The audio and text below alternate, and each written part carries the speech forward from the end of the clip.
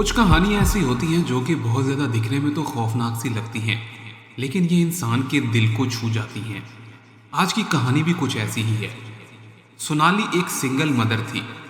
हाल ही में वो अपनी 14 साला बेटी प्रीति के साथ मुंबई शहर वापस आ गई थी।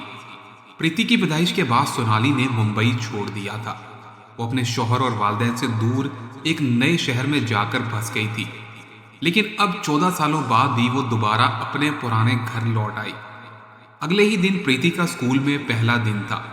जहां ज्यादातर बच्चे नए स्कूल में जाकर दोस्त बनाने में मगन हो जाते हैं, बहुत खुश होते हैं, वहीं पर प्रीति आज भी स्कूल में घबराई हुई थी, क्योंकि अक्सर लोग नई जगहों पर उसे कबूल नहीं करते थे। इसकी बड़ी वजह यह थी कि इसका चेहरा और अंदाज दूसरे बच्चों से थोड़ा सा मुख्तलिफ था। इसके चेहरे पर हमेशा एक मुस्कुराहट होती थी, जिसको भी देखती तो मुस्कुरा देती थी, लेकिन बोलने का अंदाज बहुत ही धीमा और सुस्त था। इसकी आंखों में एक अजीब सी मासूमियत भी थी। वो हर चीज़ को दूसरों से ज़्यादा महसूस करती थी।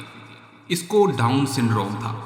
ये एक ऐसी हालत होती है जिसमें इंसान एक इजाफी क्रोमोसोम के साथ पैदा हो जाता है और उसके इंसान पर बहुत ज़्यादा असर होते हैं। ऐसे लोग कभी कभार आहिस्ता आहिस्ता बोलते हैं या इनके चेहरों में कुछ फ़र्क भी आ जाता है, लेकिन इसका ये मतलब नहीं कि वो कमज़ोर होते हैं। असल में डाउन सिंड्रोम वाले लोग बहुत प्यार करने वाले, साफ दिल और जज्बाती होते हैं। इन्हें छोटी छोटी चीज़ों में खुशी मिलती है। प्रीति भी कुछ उन्हीं लोगों में से शामिल थी।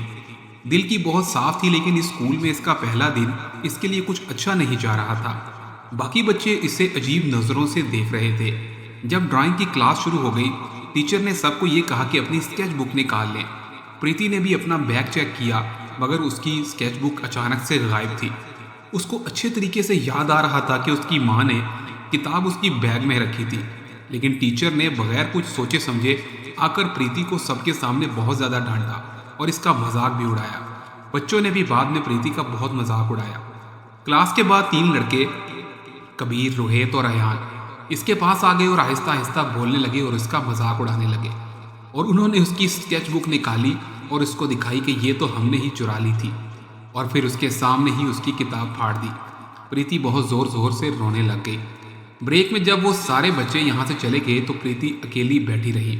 उसके दिल में कुछ ना कुछ महसूस हो रहा था जो बहुत बुरा लग रहा था। अचानक से उसे महसूस हुआ जैसे किसी ने इसके कंधे पर हाथ रखा हो। इसने इर्द गिर्द देखा, लेकिन वहाँ पर कोई मौजूद नहीं था। लेकिन जब वो वापस जाने लगी तो देखा कि उसके बैग के ऊपर वही स्केच बुक रखी हुई है जो कि इसकी ड्राइंग की बुक थी। एकदम नई थी और इसमें बने हुए थे समंदर के खूबसूरत नक्शे, जिनके नीचे लिखा था दीपक और प्रीति।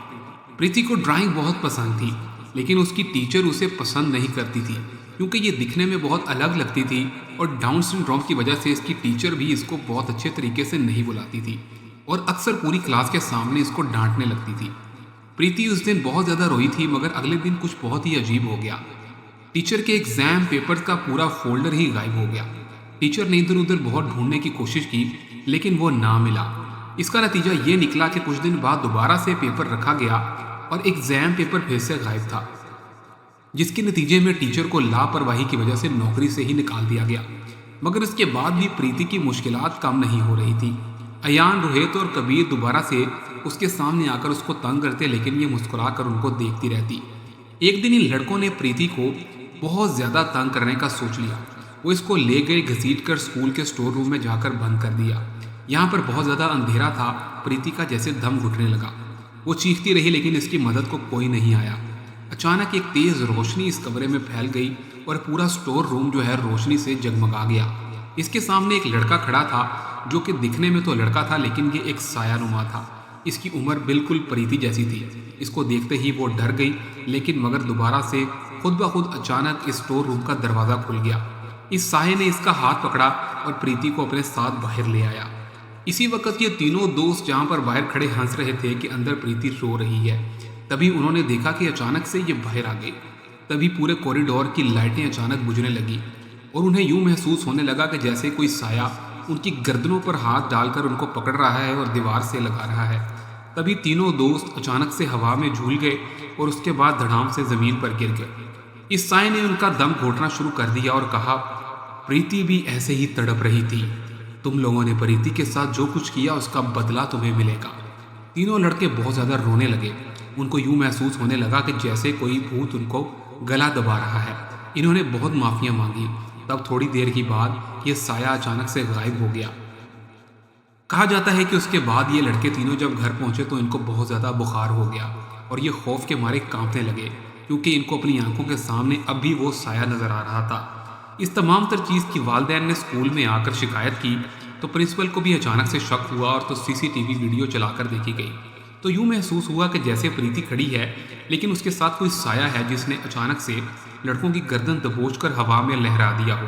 प्रीति बोली कि ये कौन है?